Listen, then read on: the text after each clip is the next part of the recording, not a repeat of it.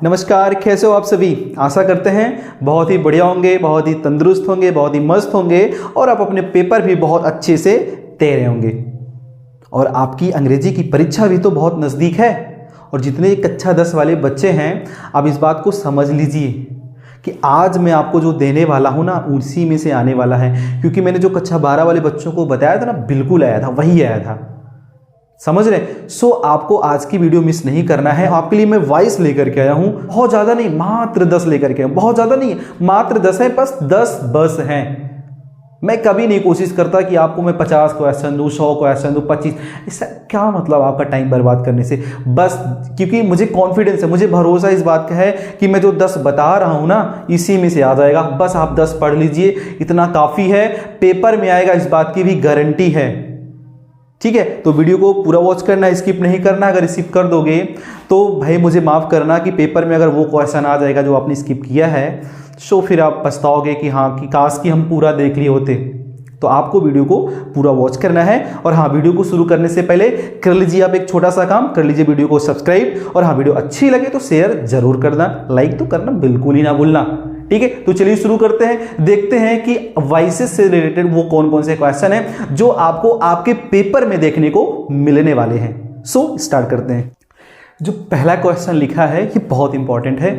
ये करीबन मैंने देखा, ये लगातार 5 साल से पूछा जा रहा है, लगातार पूछा जा रहा है। ये जो देख रहा है ना, ये जो आपको वर्ब दिख रही है, ये वर्ब जब आपको दिखे तो इसको बदलने का मैं तरीका आपको बताने वाला हूं। इसको आप कर लीजिए वेरी वेरी इंपॉर्टेंट। ये आ जाएगा, इसकी पूरी की पूरी संभावना है। तो इसको हम कैसे चेंज करेंगे, एक्टिव से पैसिव में कैसे बदलेंगे। देखिए, एक्टिव का एक रूल है, एक्टिव का जो ऑब्जेक्ट है वो सब्जेक्ट, एक्टिव का जो सब्जेक्ट है वो ऑब्जेक्ट बनता है। तो यहां पर आपको करना क्या है, ये आपका सब्जेक्ट है और ये आपका क्या है, ऑब्जेक्ट है। और हाँ, एक ट्रिक मैं आपको और बताने वाला हूं। यदि आपको किसी भी एक्टिव वॉइस में ऑब्जेक्ट नहीं मिलता है तो आप उसकी दी गई वर्ब से किसको से प्रश्न करो। किसके क्या बोलोगे, किसको। जब किसको से प्रश्न करोगे तो उसका ऑब्जेक्ट मिल जाएगा। देखो, नो मतलब जानता हूं। किसको जानते हो, उसको जानता हूं। ठीक है, आई नो हिम, मैं उसको जानता हूं वेरी वेल, अच्छी तरह से। कई बार बच्चे कंफ्यूज होते हैं, वेरी वेल लिखा है तो कुछ बच्चे क्या करेंगे ना, इस पूरे के पूरे शब्दों को, भाग को यहां लिख देंगे, तो वो वाक्य आपका गलत हो जाएगा। तो चेंज कैसे करेंगे, हिम आएगा, नॉमिनेटिव केस में तो क्या हो जाएगा, ही। ये प्रेजेंट इंडेफिनिट है तो ही के साथ क्या लगेगा, इज लगेगा। नो, नो का थर्ड फॉर्म क्या होता है, नोन होता है। अब सही गेम तो यही करते हैं बच्चे, क्योंकि गलत कर देते हैं। नोन के साथ क्या लगाना है आपको, टू लगाना है, बाई का प्रयोग नहीं करना है। ऐसे सेंटेंसेज में आपको बहुत ही कुशन की जरूरत है, सावधानी की जरूरत है। गलत नहीं करना है आपको, बहुत ही हिसाब से, अच्छे से। इसलिए मैं बोल रहा हूं, अच्छे से पढ़ के जाओ और पढ़ने के साथ साथ समझ के जाओ। कई बार होता है ना, ये सब्जेक्ट और ऑब्जेक्ट आपको चेंज देखने को मिल सकता है। सो आपको उस पर विशेष ध्यान देना है। बाकी वर्ब आपको नो दिखती है तो उसके साथ क्या लगाओगे, टू लगाओगे। क्या होगा, ही इज नोन टू, आई का क्या हो जाएगा, मी। फिर जो आखिर में लिखा है इसको एज इट इज उतार देंगे। सो ये रहा आपका पैसिव वॉइस। दूसरा, people always admire the freedom fighter. देख लीजिए, जिन वाक्यों में पीपल लिखा हो, पुलिस लिखी हो, रॉबर लिखा हो, nobody, no one, everybody, everyone जैसे शब्दों का प्रयोग किया गया हो तो उनको हम ऑब्जेक्ट के रूप में नहीं लिखते हैं। ठीक है, अब यहां पे पीपल लिखा है तो इनका ऑब्जेक्ट नहीं लिखा जाएगा। चलिए देखते हैं कैसे बनाते हैं। तो ये आपका क्या है, वर्ब है। क्या है, आपकी वर्ब है। और ये आपका क्या है, ऑब्जेक्ट। चेंज कैसे करेंगे पैसिव वॉइस में, तो ये ऑब्जेक्ट बनेगा सब्जेक्ट। ये पूरा द फ्रीडम फाइटर्स, ये पूरा का पूरा आपका सब्जेक्ट है। क्या हो जाएगा, द फ्रीडम फाइटर्स। अब ये प्लूरल है, ये इंडेफिनिट है तो क्या हो जाएगा, आर। ठीक है ना, द फ्रीडम फाइटर्स आर। अब यहां पे क्या होगा, ऑलवेज एडमायर्ड। क्योंकि जो फ्रीडम फाइटर्स होते हैं वो लोगों के द्वारा ही एडमायर किए जाते हैं। सो यहां पे ये जो पीपल है ना, ऑटोमेटिक ही सेंस में आ जाएगा।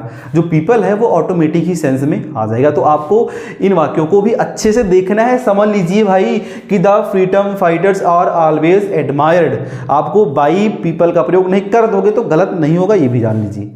जब आप कर भी दोगे तो गलत नहीं होने वाला है, लेकिन कोशिश करिए कि आपको ऐसे ही लिखना है। नेक्स्ट देख लेते हैं क्या लिखा है, bring a glass of water, एक ग्लास पानी ला दो। इसका मतलब ऑर्डर दिया गया है। जब ऑर्डर किया गया है तो ये वाक्य किसका है, इंपरेटिव सेंटेंस है। कैसा सेंटेंस है, इंपरेटिव सेंटेंस है। इसको मैंने पूरी तरह अच्छे से पढ़ाया है, आप जाकर के वाइस के चैप्टर को पढ़ लीजिएगा। नहीं जाना चाहते कोई दिक्कत नहीं, मैं यहाँ पे समझा देता हूं। जब आपको इंपरेटिव सेंटेंस में ऑर्डर जैसे भाव दिखाई देता है तो वाक्यों को शुरू करते हैं हम लेट से। तो क्या करेंगे यहाँ पे, लेट, उसके बाद जो ऑब्जेक्ट होता है बनाते हैं सब्जेक्ट। तो आ ग्लास ऑफ वाटर, ये आपका ऑब्जेक्ट है, बनेगा subject. Let a glass of water, फिर उसके बाद लगता है बी, फिर लगता है वर्ब की थर्ड फॉर्म। तो यहां पे क्या हो जाएगा, ब्रॉट हो जाएगा। सो ये रहा आपका सेंटेंस नंबर 3 का passive voice, let a glass of water be brought. इसकी थर्ड फॉर्म क्या होती है, ब्रॉट। नीचे चौथा देख लो, जो नीचे चौथा देख लीजिए, सी was helping the father.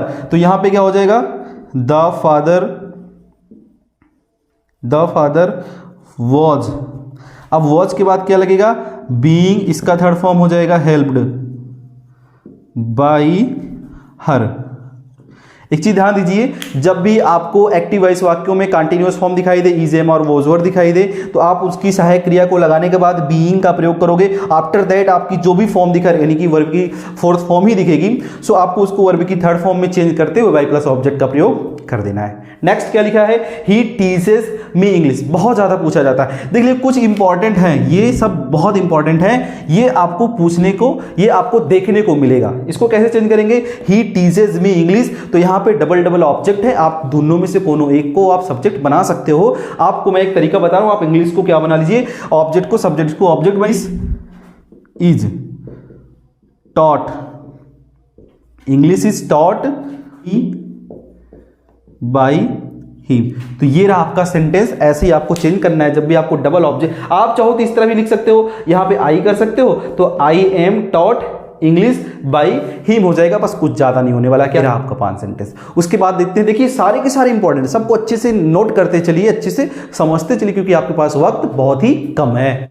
Question number 6 है, डू दिस वर्क। ये है आपका एक्टिव वॉइस इंपरेटिव सेंटेंसेस का है। सो इंपरेटिव सेंटेंसेस को बदलने के लिए बहुत सारे टीचर्स बहुत अलग अलग नियम बताते हैं, लेकिन मैं इनमें आपको 2 ऐसे नियम बता रहा हूं जिनको आप यूज करके बदल सकते हो। पहला तो आप लेट का यूज कर सकते हो, नहीं तो शुड का प्रयोग करके बदलोगे। कैसे बदलना देख लीजिए, डू दिस वर्क, लेट का प्रयोग करके जब आप बदलोगे तो let this work be done हो जाएगा। ठीक है, तो आप कुछ इस तरह से इस वाक्य को बदल सकते हो, नहीं तो आप ऐसे भी बदल सकते हो, this work should be done. ठीक है, आप दोनों में से किसी एक का प्रयोग करके किसी भी तरह से आप बदल सकते हो, गलत नहीं होगा। नेक्स्ट क्या लिखा, Akbar defeated Hemu in the battle of Panipat. Akbar ने हेमू को हराया था कहां पे, बैटल ऑफ पानीपत में, यानी कि पानीपत के युद्ध में हराया था। इसको चेंज करने का नियम क्या है, डिफीटेड, हराया था, किसको हराया था, हेमुआ को हराया था। अब यहां पे कुछ बच्चे फिर से कंफ्यूज होते हैं, मैंने इसके पहले भी बताया कि कैसे आप ऑब्जेक्ट निकालोगे। पूछो डिफीटेड, हराया, किसको हराया, हेमू को हराया। हेमू क्या है, आपका ऑब्जेक्ट है, इसी को बनाना सब्जेक्ट। नहीं, बहुत सारे बच्चे पूरा का पूरा इकट्ठा ले लेंगे, फिर यहां पे लाके रख देंगे, गलत हो जाएगा। ठीक है ना, क्या हो जाएगा, गलत हो जाएगा। इसको कैसे चेंज करना है, सबसे पहले लिखना है आपको हेमू। तो यहां पे रखेंगे हम हेमू को, रखेंगे Hemu was defeated by Akbar in the battle of Panipat. देखिए बहुत सारे टीचर्स या बहुत सारे बच्चे बताते हैं कि इसको थोड़ा दूसरे तरीके से भी बदला जा सकता है। जी हाँ, बिल्कुल बदला जा सकता है। आपको क्या करना है, हेमू लिखना है आपको, Hemu was defeated in the battle of Panipat by Akbar. आप इतना कर लीजिएगा, जैसे कि बाई अकबर यहां लिखा है, बाई अकबर देख रहे हो यहां पे लिखा है, तो चाहो तो आप बाई अकबर इसके बाद प्रयोग कर सकते हो, तब भी सेंटेंस आपका गलत बिल्कुल नहीं होने वाला है। नेक्स्ट क्या लिखा है, have you written a letter. ये बहुत ही इंपॉर्टेंट है, इसको आप मान के चलिए, आपको ऐसे सेंटेंसेस देखने को मिलने वाले हैं जो इंट्रोगेटिव के हैं। तो यहां पे इसको अलग कर लेते हैं, सबसे पहले इसको बदल लेते हैं, अ लेटर। अब जिन वाक्यों में क्या लगा होता है, वर्ब की थर्ड फॉर्म लगी होती है, वहां पे प्रयोग करते हैं हम बीन का प्रयोग करते हैं। किसका, a letter been written by you, और यहां पे हमें क्या करना है, हैव का नहीं, हैज का प्रयोग करना है। Has a letter been written by you. जब भी आपको परफेक्ट टेंस दिखाई देता है तो वहां पे आपको सब्जेक्ट के बाद बीन का प्रयोग करना है इंट्रोगेटिव सेंटेंस में। यदि सिंगुलर है तो आपको लगाना गया हैज, अगर प्लूरल है तो जैसे यहां पे यू का प्लूरल था तो यहां पे क्या हो गया, हैव था। सो आपको ऐसे ही कुछ सेंटेंसेज को बनाने पड़ेंगे, क्वेश्चन मार्क फिर से लगाना पड़ेगा।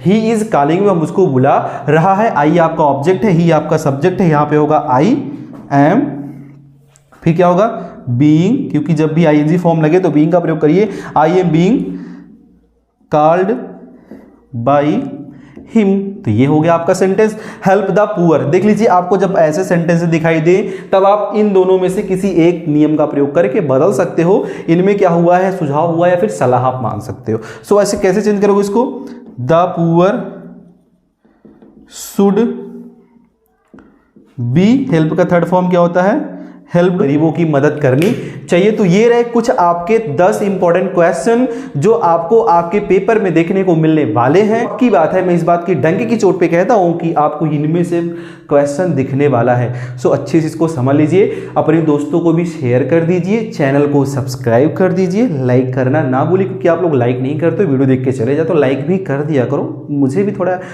अच्छा फील होना चाहिए कि हाँ आप लोग मेरा सपोर्ट भी कर रहे हैं। सो आप लाइक भी कर दीजिए। अगर हाँ जिस टॉपिक पे आप वीडियो चाहते हो, कमेंट सेक्शन आपके लिए खाली है, वहां पे आप आकर के अपनी बातों को कह सकते हैं। सो मिलते हैं नेक्स्ट वीडियो में। All the very best.